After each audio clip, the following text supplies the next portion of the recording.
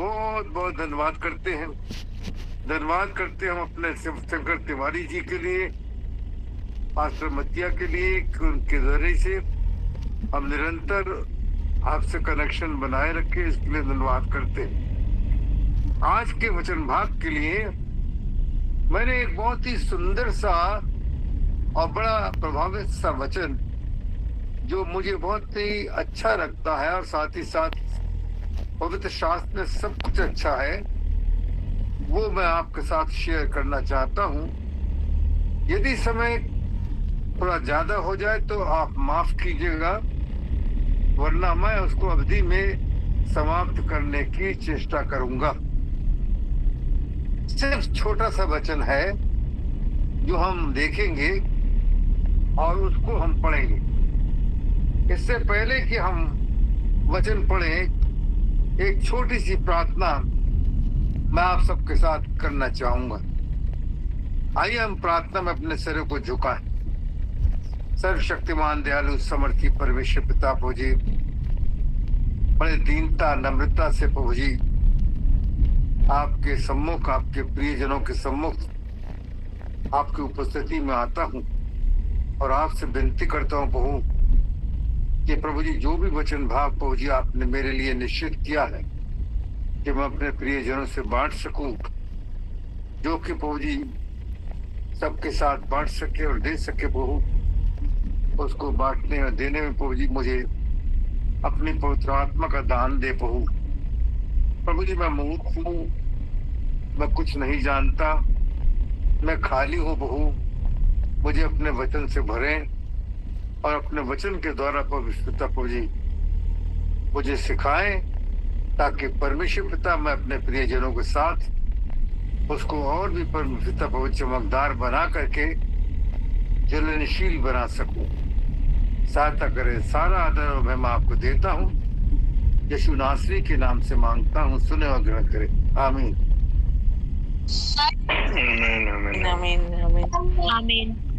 हम देखेंगे रोमियो की पत्री उसका 8वां अध्याय, रोमियो की पत्री और उसका 8वां अध्याय और उसकी पहली आयत हम पढ़ेंगे। अगर कोई पढ़ना चाहे तो पढ़ सकता है।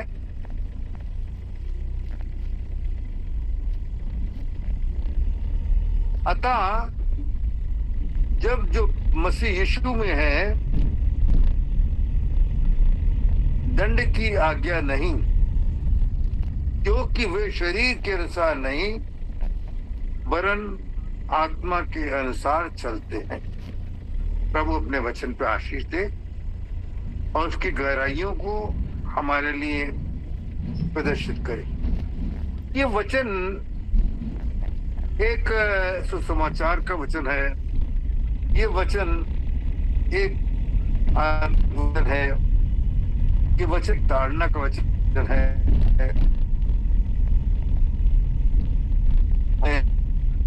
अगर हम रोमियो की पत्री को देखें तो रोमियो की पत्री पौलुस प्रेरित के द्वारा जेल खाने से प्रेरित होकर के लिखी गई है, जो आराधना की पुस्तक कहलाती है, अनुग्रह की पुस्तक कहलाती है और साथ ही साथ हम इसको धार्मिकता की पुस्तक भी कहते हैं।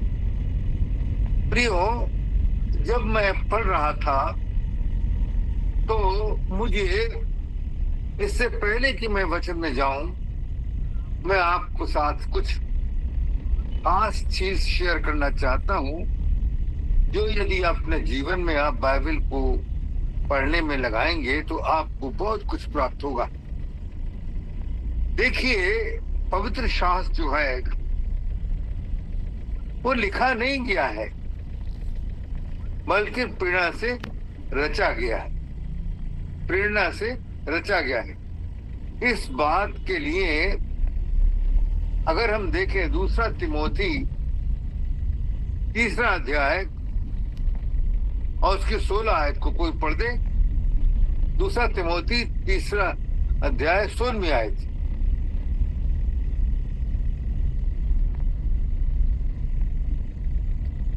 दूसरा तिमोथी 3 अध्याय और उसकी 16वीं पद इस बात को कहती है।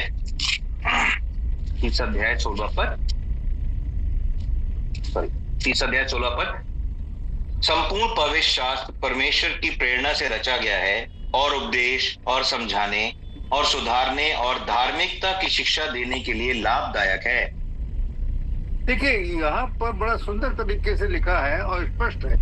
मैं अपनी तरफ से नहीं कह रहा हूं, इसमें लिखा हुआ संपूर्ण पवित्र शास्त्र परमेश्वर की प्रेरणा से रचा गया है। शब्द क्या है? रचा गया है।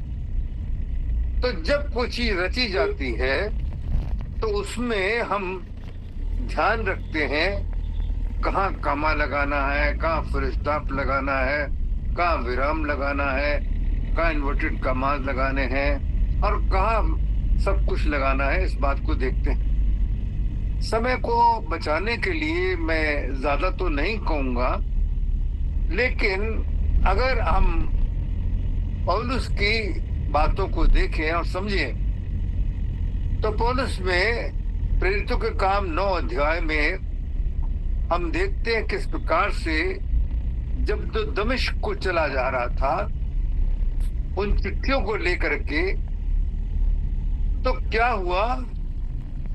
बड़ा सुंदर सी एक रचना है जो रची गई है। उसको जब हम देखते हैं तो हमें पता चलती है कि परमेश्वर की रचना सचमुच में क्या है, और उसको हम देखते हैं कि परमेश्वर की रचना हमको समझ में आ जाती है और तब हम पवित्र शास्त्र को समझने में बहुत आसानी होती। और ये बात हम देखते हैं।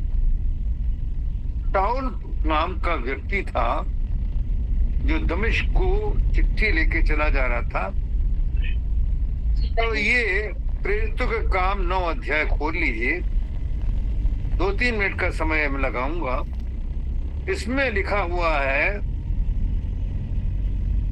3री आयत में, परंतु चलते चलते जब वो दमिश्क के निकट पहुंचा तो एकाएक आकाश से चारों ओर ज्योति चमकी। परमेश्वर ज्योति है और परमेश्वर की चमक चमकी और शाऊल भूमि पर गिर पड़ा और ये शब्द सुना। अब देखिए यहां लिखा ये शब्द सुना और कामा लग जाता है और फिर सेमीकोलन शुरू होता है और आता है, आवाज आती है हे शाऊल, और फिर कामा होता है, फिर आता है हे शाऊल, फिर कामा आता है, तू मुझे क्यों सताता है, और उस पे क्वेश्चन मार्क लग के जो इन्वर्टेड कामा है वो बंद हो जाते हैं। ये रचना है। यदि हम रसौली को या किसी चीज को घर में बनाते हैं दरवाजे पे, तो उसमें क्या करते हैं कि हम बिंदु पत्ती ये सब कहाँ का कैसे लगानी है उसको सजाते हैं, रचाते हैं। उसी प्रकार से यहाँ पर इस रचना को देखते हैं। तब 5वीं आयत में देखा है, उसने पूछा, कामा किसने पूछा? शाऊल ने पूछा, हे प्रभु। अब देखिए इन्वर्टेड कामा शुरू हुए और हे प्रभु पे कामा बंद हुआ। यह लिखता है हे प्रभु, अर्थात शाऊल ने उसको प्रभु करके मान लिया, एक्सेप्ट कर लिया कि ये कोई नहीं हो सकता क्योंकि ज्योति है और परमेश्वर ज्योति है। तो हे प्रभु करके पुकारा और फिर कहा तू कौन है, और वो क्वेश्चन मार्क यहाँ पर फिर लग जाता है और इन्वर्टेड कमा बंद हो जाते हैं। और फिर आता है उसने कहा, कामा मैं यीशु हूँ, इन्वर्टेड कमा शुरू होते, मैं यीशु हूँ जिसे तू सताता है। अब देखिए ये कितनी सच्ची संरचना है। कामा से धीरे धीरे धीरे धीरे करके हमें इस रचना को समझाता है। मैं ज्यादा इसमें नहीं जाऊंगा, लेकिन एक और अच्छी सी बात जो इसमें है वो बताऊंगा। हननिय्याह ने कहा, जब हननिय्याह को प्रभु ने कहा कि तू चला जा उसका अभिषेक करने के लिए, तो हननिय्याह ने कहा हे प्रभु, उन्होंने 7वीं आयत में कहता है, तब हे हननिय्याह उठकर उससे घर के पास गया और अपना हाथ रखकर कहा, हे भाई शाऊल, प्रभु अर्थात यीशु ने उसे रास्ते में उसे कहा है वो बताया। लेकिन हननिय्याह कहता है, हे प्रभु, वो तो आप जानते हैं किस प्रकार के व्यक्ति है, ये भी इन्वर्टेड कामा में, तू चला जा। तब प्रभु कहता है तू चला जा, और कामा लगाता है, क्योंकि वो तो अन्य जातियों, राजाओं और इसराइलियों के सामने मेरा नाम प्रकट करने के लिए मेरा चुना हुआ पात्र है। अब ये जो रचना है इसमें पात्र का शब्द है। अगर पूरी बाइबल अगर आप जेनेसिस से लेकर के और अंतिम तक पढ़ें तो पात्र शब्द का शब्द जो है कुरिन्थियों में तो आया है, लेकिन यहाँ पर प्रभु जानता था कि मैं जो बर्तन बना रहा हूँ वो कुम्हार है, हमारा बर्तन बना रहा है, तो उसके अंदर उसने क्या क्या चीजें रखी। तो पात्र शब्द जो उसने कहा है ये रचनात्मक दृष्टि से कहा है। और तब हम देखते हैं कि वो क्या करता है कि उसमें उसने 14 किताबें जो लिखी हैं उन सबके विवरण के बारे में उसने इस बात को लिखा था। तो प्रियो, मैंने इसका संदर्भ छोटा सा इसलिए लिया कि अब हम अपने पुराने अध्याय रोमियो 8 में आएंगे और वहां पर लिखा हुआ है अतः। इसके माने अतः के बाद 2 बिंदी लगी हुई हैं, इसके माने पहले भी कुछ है। अब वो कहता है, ये समझिएगा, क्योंकि हमारा ध्यान और हमारा जो वचन है वो इसी पे होगा। अब जो यीशु में हैं और कामा, यहाँ एक चेतावनी है और साथ ही साथ एक राय भी है, मशवरा भी है। अब जो यीशु मसीह में हैं कामा, उन पर दंड की आज्ञा नहीं और विराम। यहाँ पर आता है उन पर दंड की आज्ञा नहीं, विराम। कितनी बड़ी बात कहता है। और फिर कहता है विराम के बाद ब्रैकेट शुरू हो जाती है और तब उसको समझाता है क्योंकि वे शरीर के अनुसार नहीं वरन आत्मा के अनुसार चलते हैं।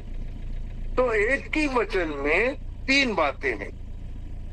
अब जो मसीह यीशु में आए उन पर दंड की आज्ञा नहीं, क्योंकि वो शरीर के अनुसार नहीं वरन आत्मा के अनुसार जो हैं वो चलते। प्रियो, यहाँ पर परमेश्वर हमको 3 बातें सिखा रहा है। एक ही लाइन में, एक ही वर्ष में 3 बातें सिखा रहा है। अब देखिए, सबसे बड़ी बात, प्रभु यीशु मसीह के बारे में जो हम देखते हैं तो हम सब जानते हैं कि प्रभु यीशु मसीह जो था जगत में आया और यूहन्ना रचित सुसमाचार की पहले अध्याय की पहली आयत में लिखा है, आदि में वचन था और वचन परमेश्वर के साथ था और वचन परमेश्वर था। आदि में पुराने नियम को उसने जोड़ा, आदि में वचन था, परमेश्वर के साथ था और परमेश्वर था। तो वहां पहले क्या था? आदि में उजाला हो जाए, बत्ती हो जाए, अंतर हो जाए, ये सब हो जाया करता था। लेकिन अब क्या उसने कहा वचन था और वचन परमेश्वर था। तब वो कहता है यूहन्ना रचित सुसमाचार 1:14 में, अब वचन देहधारी हुआ और हमारे मध्य में रहा। ये जो देहधारी है वो प्रभु यीशु मसीह को दर्शाता है, वो हमारे बीच में रहा। अब यहाँ से जर्नी शुरू होती है। अब जो मसीह यीशु में है, यहाँ पर वो कहता है उस प्रभु यीशु मसीह में जो कि नए नियम में है और हमारा याजक है, महायाजक है। इसको मैं आगे बताऊंगा। तो जब वो चलता चला जाता है तो किस प्रकार से हम देखते हैं कि सारे कार्यक्रम जो चलते रहते हैं वो करते रहते हैं। अब प्रभु यीशु के बारे में थोड़ा सा जानेंगे। वो प्रभु यीशु मसीह जो कि दोधारी होकर के हमारे मध्य में रहा, बीमारों को चंगा करना और सब कार्य करना, सब कुछ करता रहा। और ये वो काम थे जो आदि में याजक लोग किया करते थे, जबकि चढ़ावा चढ़ाते थे बैल का, भेड़ों का, पंडुकियों का, सबका, और उसमें बिजी रहते थे, उसी को चढ़ावे में बिजी रहते थे, जिसका वर्णन जो है हम गिनती की पुस्तक में और साथ ही साथ लय व्यवस्था में, निर्गमन की पुस्तक में देखते हैं। और साथ ही साथ देखते हैं मूसा को किस प्रकार से उसने उसको नमूना दिखाया गया ताकि वो मंदिर की बनाए, उस पर हौज, पवित्र और महापवित्र स्थान दिखाया गया और लहू का छिड़काव करते थे। इस तरीके से पापों को हर तरीके से हटा देते थे, इस बात को दिखाया। अब यहाँ पर हम प्रभु यीशु मसीह के बारे में बात कर रहे हैं। तो जब हम प्रभु यीशु मसीह के बारे में बात करते हैं तो यहाँ पर ये नया नियम की बात है, जिसमें प्रभु यीशु मसीह याजक और महायाजक के बारे में बात कर। देखिए, एक बड़ी सिंपल सी बात है जो समझने की बात है कि जो प्रभु यीशु मसीह में है उन पर दंड किया गया नहीं, क्योंकि वो आत्मा के चला चलते हैं। प्रभु यीशु मसीह को हम सब जानते हैं। मैं ज्यादा तो नहीं जाऊंगा, लेकिन आप सब जानते हैं कि प्रभु यीशु मसीह कुंवारी से पैदा हुआ और पवित्र आत्मा से जन्मा। तब यूसुफ नामक व्यक्ति उसको वहां लाया और उसके पास जब तक नहीं गया जब तक कि उसका जन्म नहीं हुआ, और उससे कहा था कि उसका नाम क्या रखना, उसका नाम यीशु रखना। अब उसका नाम जब यीशु रखा गया और जब वो 30 साल का हो गया तो बड़े के सारे हथकंडों को सीखने के बाद उसका जो कजिन था, जो कि एलीशिबा से हुआ था, जकरिया का बेटा यूहन्ना, उसको भी जब वो वहां पर आया तो जब वो अपनी बारी पे गया और दिखाई दिया उसको सरदूत ने कहा तेरे एक बालक होगा, तो उसने कहा मैं तो बुढ़ा हो गया हूँ। उसने कहा नहीं, तेरे बालक हो। उसने कहा चिन्ह क्या होगा, तो उसने कहा जो जब तक तू बोल नहीं पाएगा।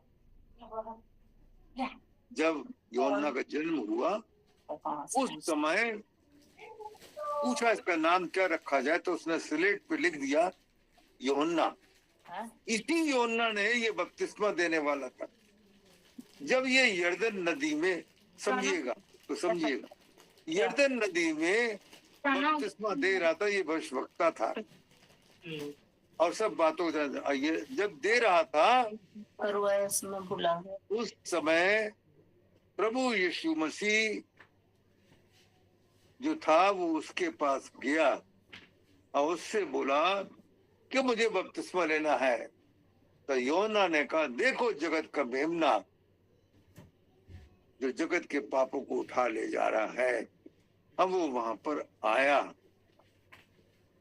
और आने के बाद उसने कहा बपतिस्मा लेना है, तो उसने कहा अब तो यशायाह भविष्यवक्ता की वाणी को पूरा होने दे, और उसने बपतिस्मा लिया।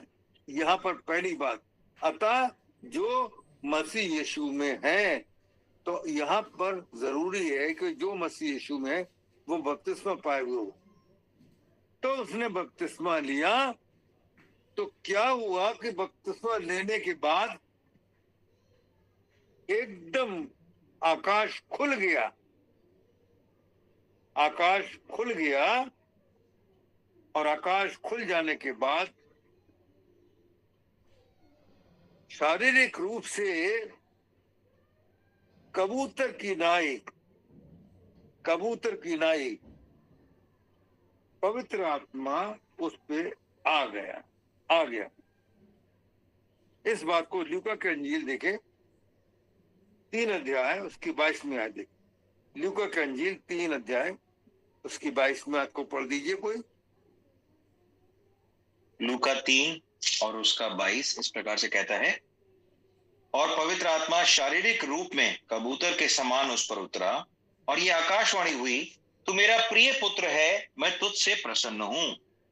अब देखिए, ये वाणी भी हुई और कबूतर की नाई उतरा। अरे कबूतर की नाई क्यों उतरा? उसको उकाब की नाई में उतर सकता था। उकाब भी तो बहुत अच्छी चिड़िया है, लेकिन कबूतर की नाई क्यों हुआ? अब समझिए। पहली बात तो मैंने आपको बताई कि जो यीशु मसीह में है, इसको आपने समझा। अब यीशु मसीह के ऊपर पवित्र आत्मा आया, ये समझिए। अब यहाँ पर क्या हुआ कि कबूतर के 2 पंख होते हैं, दाएं बाएं दोनों पंख होते हैं, और इन दोनों पंखों में 9 पंखुड़ी होती हैं। 9 पंखुड़ियां होती हैं। और ये पंखुड़ी किस बात को दर्शाती हैं, उसको हम देखेंगे। पढ़े गलतियों की पुस्तक 5 अध्याय और 22। गलातियों की पत्री 5 अध्याय और उसका 22 पद इस प्रकार से कहता है, पर आत्मा का फल प्रेम, आनंद, शांति, धीरज, कृपा, भलाई, विश्वास, नम्रता और संयम है। ऐसे कामों के विरोध में कोई भी व्यवस्था नहीं। अब ये जो दिखा, ये 9 पंखुड़ी जो कबूतर की है, ये दर्शाती है कि वो पंखुड़ी मतलब हमारा प्रभु यीशु मसीह जो था वो आत्मिक आशीषों से भरपूर था। अब दूसरी चीज दिखाते हैं कि कबूतर की पूंछ, इस कबूतर की पूंछ जो है वो क्या होती है? अगर आप बड़े बड़े बिल्डिंगों पे उस पे देखें तो रडार की तरीके से, इस पूंछ की तरीके से वहां रडार लगी होती है। और रडार का काम होता है वो आने वाले बातों को बताता है, जगह को बताता है, डायरेक्शन को बताता है, इन सब बातों को बताता है ताकि हमें आभास हो जाए कि आगे क्या होने वाला है। इस बातों को बताता है। इस रडार में हम देखते हैं कि कबूतर के वो रडार है जो उसको बताता है कि आने वाले भविष्य में क्या होने वाला है। उसी भविष्य वो अपना रास्ता, अपनी चीज को बदल देता है। ये मैं अपनी मनगढ़ंत नहीं कह रहा हूं, ये बड़े बड़े विश्वासी लोगों ने, बहुत लोगों ने, जो कि सचिन क्लाइव हैं और अपोस्टल्स हैं और बहुत बड़े बड़े हैं, उन्होंने इस बात को प्रोफेसी की है और अपने बात में लिखा है। तो क्या होता है कि अब इस रडार के अंदर 5 पंखुड़ी होती, छोटी छोटी 5 पंखुड़ी होती। इस 5 पंखुड़ियों के बारे में वो प्रचारक बताता है। क्या बताता है? ये डिवाइन मिनिस्ट्री है, डिवाइन मिनिस्ट्री को दर्शाता है। और वो डिवाइन मिनिस्ट्री कहाँ है? इफिसियों की पत्री 4 अध्याय 11वीं आयत को पढ़े। इफिसियों की पत्री 4 अध्याय और उसकी 11वीं आयत इस प्रकार से कहती है,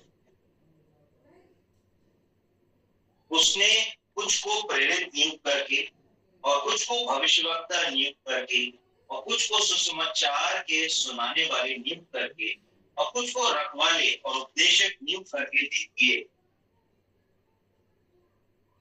अब देखिए, इन 5 मिनिस्ट्री से हमारा प्रभु यीशु मसीह भरपूर था। क्यों? क्योंकि पवित्र आत्मा उसके ऊपर छा गया था और ये उस शारीरिक रूप के कबूतर के जो बातें थी वो उसमें आ गई। और कबूतर का ये नेचर होता है कि किसी के ऊपर कोई अन्याय होता है या होता है तो वो सहता रहता है, चुप रहता है, कुछ नहीं बोलता। अगर कोई उसके अंडों को तोड़ देता है तब भी चुप रहता है। सहनशीलता, नम्रता, दीनता उसका प्रतीक होता है। यही प्रतीक हमारे प्रभु यीशु मसीह का है। यही प्रतीक हमारे प्रभु यीशु मसीह का है। इसीलिए वो कहता है अब जो मसीह यीशु में है उन पर दंड की आज्ञा नहीं। जो मसीह यीशु में है, जो मसीह यीशु में है उनके अंदर ये बातें पाई जाती हैं कि अगर वो बपतिस्मा ले लेते हैं और डुबकी का बपतिस्मा लेते हैं तो पवित्र आत्मा उनके अंदर आ जाता है। उनका स्वभाव, उनका नेचर सब बदल जाता है और उनके अंदर प्रगतिशीलता आ जाती है और वो क्या करते हैं, परमेश्वर के उपकारों का प्रचार करने लगते हैं। परमेश्वर के बारे में धुन लग जाती है और परमेश्वर के बारे में लोगों को बताना शुरू कर देते हैं। ये पवित्र आत्मा का कार्य उनके अंदर शुरू हो जाता है। ये कहते हैं यीशु में है, उन पर दंड की आज्ञा नहीं। अब ये को आया उन पर दंड की आज्ञा नहीं, ये कैसे? अभी मैंने बताया कि वो इस संसार में आया और आ करके उसने क्या किया, देहधारी हुआ। यीशु मसीह के जीवन काल को देखे तो शुरू से लेकर के आखिर तक भूखों को रोटी खिलाना, बीमारों को चंगा करना, अंधों को आंखें देना, कोड़ियों को ठीक करना, ये सब कार्य करता रहा। इससे पहले याजक जो थे वो क्या करते थे, बलि चढ़ाते थे।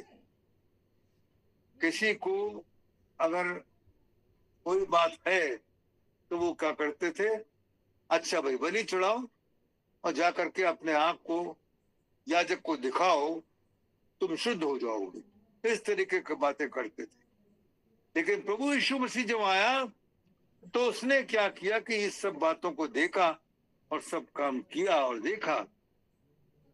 और वहां जो याजक थे जो सब काम करते थे पवित्र और महापवित्र मंदिर में, जो कि मूसा को नमूना दिखाया गया था, नमूना वो नमूना है, नमूना दिखाया गया था। अर्थात इस तरीके का मंदिर स्वर्ग में रखा हुआ है, ये उसने बताया था। तो वो हमेशा बिजी रहते थे, हमेशा बिजी रहते थे और इस कारण वो आराम नहीं फरमा पाते थे, आराम नहीं कर पाते थे, बैठ नहीं पाते थे। लेकिन जब प्रभु यीशु मसीह आया उसने सबको ये काम किया और सबको चंगाई पहुंचाई, सबको कुछ किया और सब कुछ किया। और आखिर में उसने क्या किया, आखिर में उसने अपने आप को सबके पापों के लिए, सबके बातों के लिए अपने आप को क्रूस पर बलिदान कर दिया। अब क्रूस पर बलिदान करने के बाद 7 बातें हुई। सिर पे मुकुट रखा गया। ये 7 बातों का मैं विवरण कभी अगर होगा तो दूंगा। इन 7 बातों के विवरण में 7 हमारे लिए बहुत बड़ी आज्ञाएं। तो वहां पर वो 7 बातें हुई और जब वो उसने प्राणों को त्यागा तो उसने जोर से कहा पूरा हुआ। उसने कहा पूरा हुआ। और जब उसने कहा पूरा हुआ तो पर्दा ऊपर से नीचे तक फट गया कि अब याजक को वहां जाने की जरूरत नहीं है, अब आराम की जरूरत है। और तब उसने परमेश्वर के दाहिने हाथ बैठ करके आराम किया और अब वो हमारा महायाजक है, अब वो हमारा महायाजक है। इसलिए हम प्रभु यीशु मसीह को महायाजक कहते हैं। तो दंड की आज्ञा नहीं, इसलिए हमें दंड की आज्ञा नहीं। जो प्रभु यीशु मसीह में है हैं उन पर दंड की आज्ञा नहीं नहीं। अब आता है तो कब आता है कि क्योंकि वे शरीर के अनुसार नहीं वरन आत्मा के अनुसार चलते। देखिए, अरे भाई, प्रभु यीशु मसीह आया, सब कुछ किया, अब वो चला गया, अब हमारा कौन कुछ करेगा। तब प्रभु यीशु मसीह ने, परमेश्वर ने देखा, बहुत अच्छा लगा। तब उसको ध्यान आया कि मूसा का बनाया हुआ मंदिर, सुलेमान का बनाया हुआ मंदिर, ये भव्य मंदिर सब टूट गए, बिखर गए लड़ाइयों में, सब में। तब परमेश्वर ने कहा, अब मैं एक चिरस्थायी मंदिर बनाऊंगा,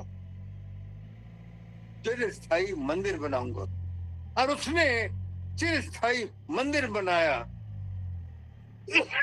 और वो मंदिर था, क्या तुम नहीं जानते कि तुम्हारा शरीर परमेश्वर का मंदिर है और उसमें परमेश्वर की आत्मा वास करती। बड़ा सुंदर, बड़ा सुंदर, बड़ा सुंदर। परमेश्वर की आत्मा वास करती। जब वो ऊपर चला गया तो उसने क्या किया?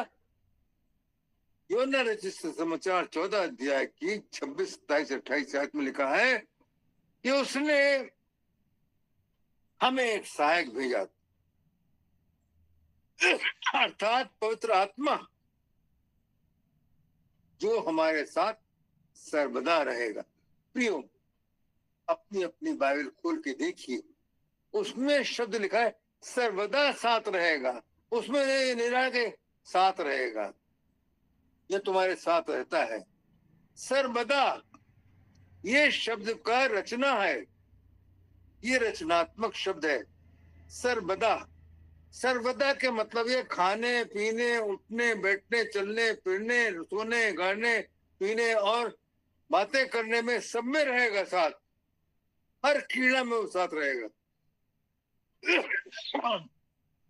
तो जब आपने मसीह यीशु को ग्रहण कर लिया, दंड की आज्ञा नहीं, और साथ ही साथ अब आप अपने नहीं बल्कि पवित्र आत्मा का जो वास करता है आपके हृदय में, उसके चराए चलते।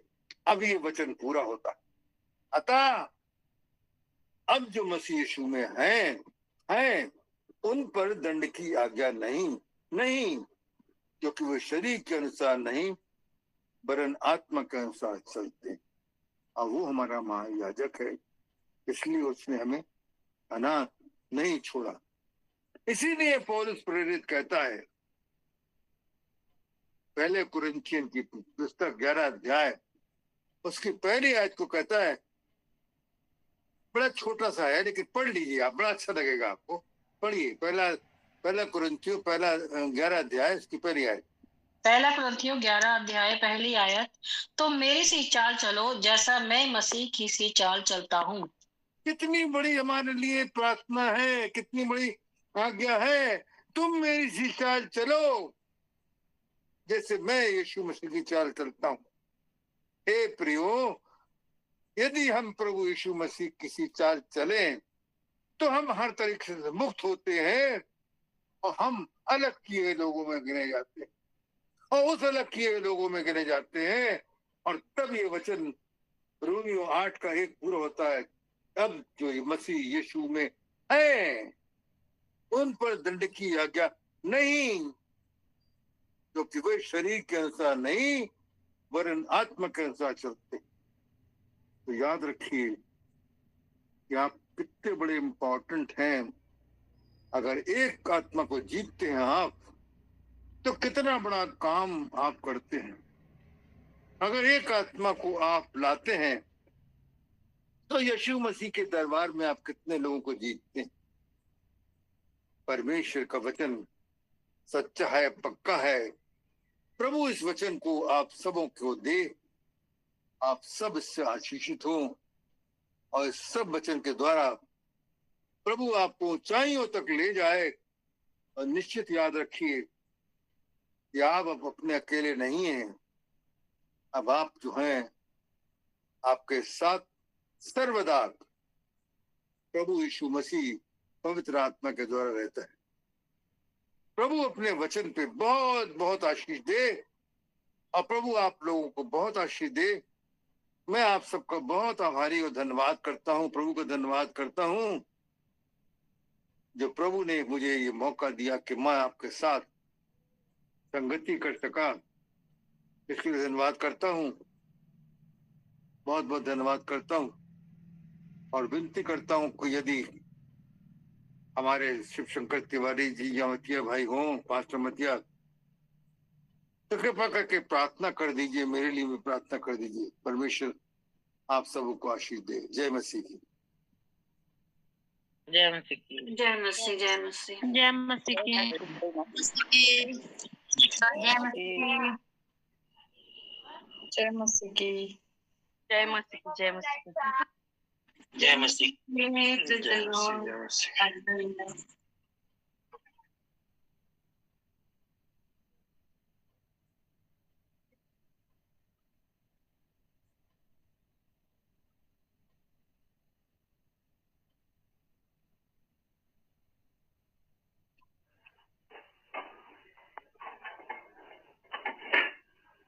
Praise Lord. पिंटू भाई, मतियास भाई कोई हैं? नहीं भाई। जी praise lord sir, praise lord. प्रभु आशीष दे। Thank you so much.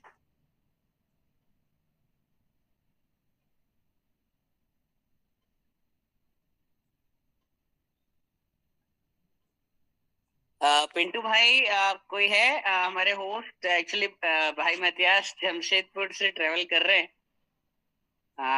हमारे बीच है मतियास भाई? नेटवर्क आ रहा है आपके उधर?